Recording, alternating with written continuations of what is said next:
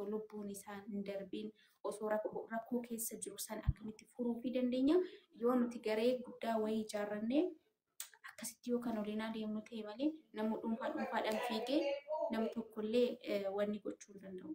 Nam tokkollee waa tokko furmaan argamuuf hin danda'u. Maali yoo miidiyaan akkasii baname maatiin illee dhufee gadda asirratti hirachuu danda'u.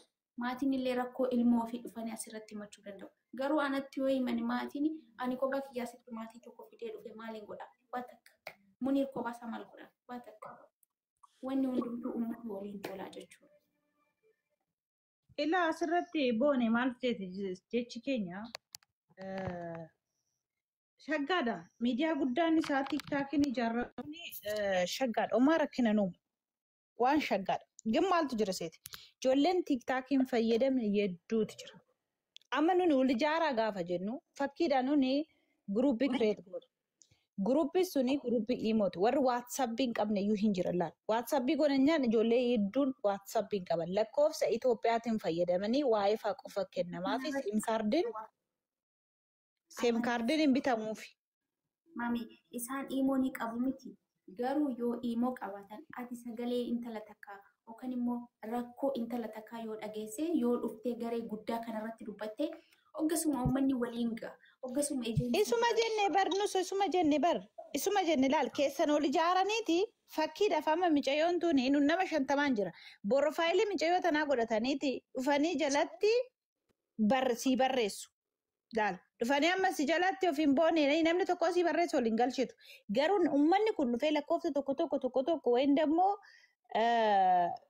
micayyoo tana galaana jedhee yoo gaafatullee uummanni kun maal nama 50 gaafa laaltu hirrifata feemasiin kamuyyuu hirrifata hol galcha.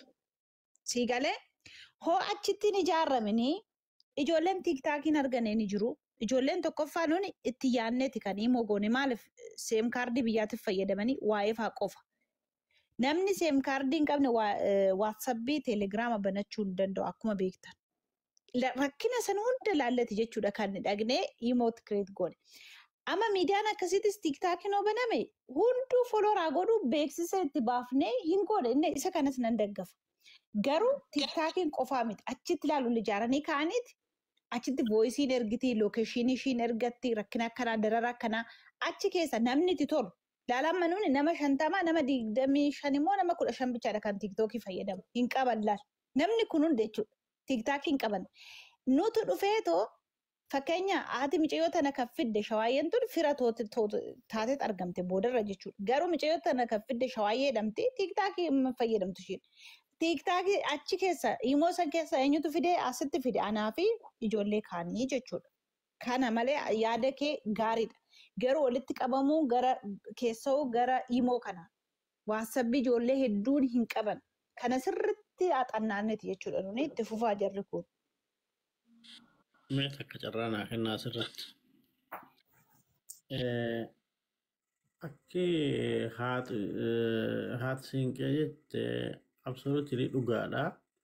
Lammata immoo asirratti sagalee ijoollee erguuf tiiktookii irratti baasuu sawwan irraa lash goonee dhiifnee fi wanni kun bakka hunda wal ga'a sooshaal miidiyaadha. Kayakka raawwates waan kana deebi'eetu miidhamni biraatu irra ga'inaa ka jedhuuf sagalee ta'uu fi qofa asirratti ka dalagamu. Waan seera fakkeenya seera dalagamu irratti yoo taate keessa rakkoo isii sankeettee yoo rakkoo sankeettee ugaagamni irra ka ga'u taate osoo bakka sanii kabraa quban qabaanne karaa biraatiin ammoo akkasiin baatu akkaataa gargaaruudhaaf itti mijjatuuf inni waan akkasii godhaniif. Lammata namni yoo gartee garaa keessaa saniin gurmaa'inna qabaatee walitti dhufiinsa qabaatee lookeeshiina walii qabaatee sagalee makaa'ee kutaa ol bahee wanni haasa'uu fi rakkoo kaa'atu hin jiru. Fakkeenyaaf tiiktook kanarra sagalee kaa'utti yoo viidiyoo waraabee gadhiise malee yeroo wannidha. Haa ta'u ammoo wanni sun xinnoo waa wal dha'uu qaba rakkoo qabaachuu qaba. Ijoollee gartee rakkoo keessa jirtu san irratti daran rakkoo hammeessuu fi osoo namni dhaqqabne miidhaan raga'uutu mala. Akka san hin taane isii doorsifni haalli garaagaraa irra deemuu eegallaan kunoo rakkoo akkanaatti na jirattee lookeeshiinaaf sagalee isii keettee callifti. eega sagaleen si gabbuufamtee guutuu wal geetteen boodatti namni gara tarkaanfii biraatis seena jechuudha. Osoo wanni takka gartee isii quba hin qabaanne isii bakka sanii akkaataa itti baasu irratti hojjetamaa jechuudha. Haala sanii baay'ee nama gargaara.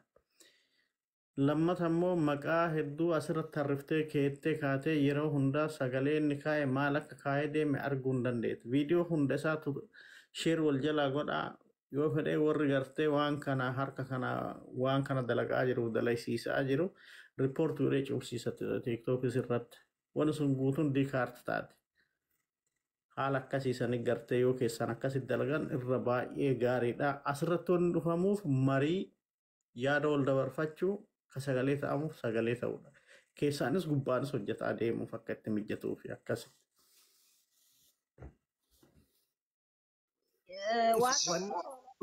Abbu kan yeroo takka dhiifama si afaan dubbadheeti laal. Wanni isin hin galiniif jira. Wanni ati isin kee dubbattes, wanni Gash Mahamad dubbattes, wanni Boonoyyeen dubbattes dhibbatti fudhatamaadha. Wanni amma rakkoo takkaan isinii rakkoo beeynaan barfumanni dhukkuba barraan bar dawaan ni jira bar. Yoo dhukkuba barree dawaan faayidaan qabu sii galee. Dura dhukkuba baruudha. Dhukkubni guddaan maali? Dhukkuba Oromoon qabdu. Naas ni hima. Dhukkubni Oromoon qabdu tana akka gaariitti na caqasa. Dhukkubni Oromoon qabdu silaa dhukkubni beekamee rakkoon qabu. Dhukkubni Oromoon qabdu naas ni hima isiniif hin gadde. Gaafa rakkatan qofa dhufan. Gaafa yookaan obboleettiin isii duute yookaan isiin du'uudhaaf yeroo muraasni hafe hirmaatti wanta kanarratti. Bilbiltee kunoo dhiigna waraantee madaamna waraantee dhiiga laayiv irra baati gaafa san rakkoon jirtu bakka tana rakkoon tun fura. Okay sagalee takkummaa hojjettee bantee uummanni kun ni dhufa hin dhufu. Hayoon dhufne akkam goonaadha. Ani barra waniin gubadhe. Bar rakkoon bakka jirtu kana. Siidhaa arra amma deemiti mubee miidiyaa mucaa afaan amaraatiin hojjetu san laali. Xaaxaq miidiyaa laali. Ijoolleen miidiyaa amma Habashaa kanaaf ijoolleen silxeetiif ijoolleen kun nama 2013 ilaala. Habiibaa nama 20 ilaala gisee waa'ee biyyaa rabaa haasawudha. Uummata dammaqaadha. Uummanni keenya uummata dammaqaa miti. Yeroo lama dhufa. Gaafa firri isaa waraanamee yookaan ajjeefamee yookaan gaafa lubbummaan isaa waraanamee du'uudhaaf yeroo daqiiqaa muraasni dhufee laayivii seenee dhiisi warra tiiktookii qabu miti warra tiiktookii hin qabne itti dhiisi warrummaan tiiktookii qabu kun gaafa rakkoo irra gee yookaan gaafa obboleettii takkaati tokkana ta'e obboleettii takkaan rakkooti jira yooniif sabina sirreessaa.